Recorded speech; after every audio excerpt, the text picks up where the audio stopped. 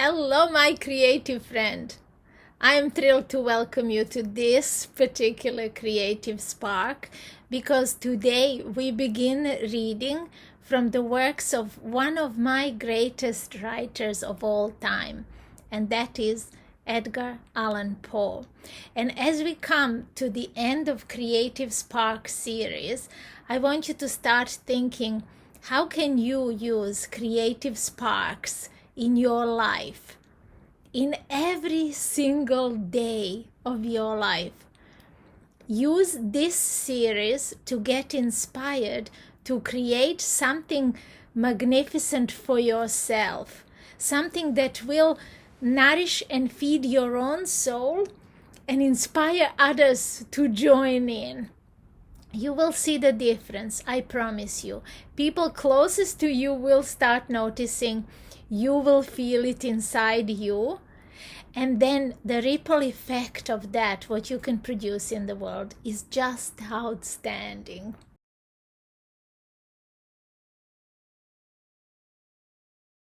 An extravaganza.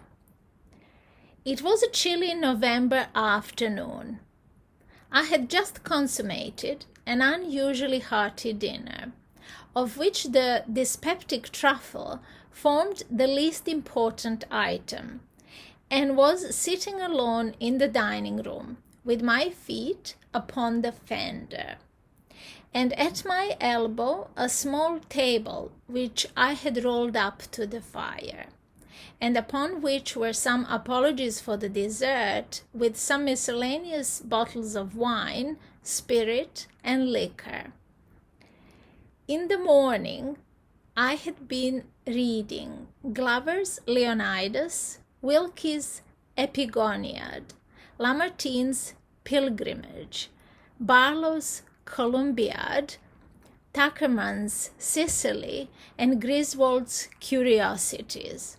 I am willing to confess, therefore, that I now felt a little stupid. I made effort to arouse myself by aid of frequent Lafitte, and then, all failing, I betook myself to a stray newspaper in despair.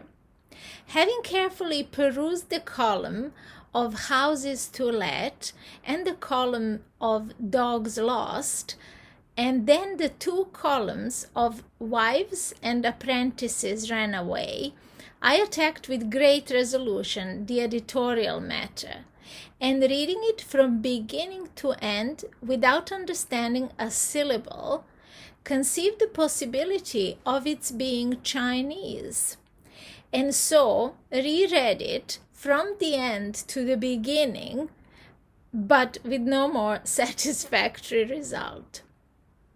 I was about throwing away in disgust when I felt my attention somewhat aroused by the paragraph which follows. The avenues to death are numerous and strange. A London paper mentions the disease of a person from a singular cause.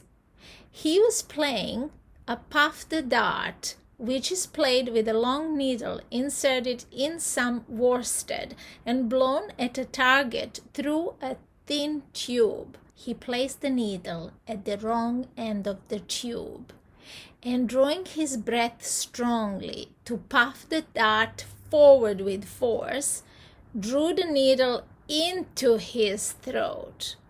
It entered the lungs and in a few days killed him. Well, the writer didn't believe this to be true. How do you feel about it?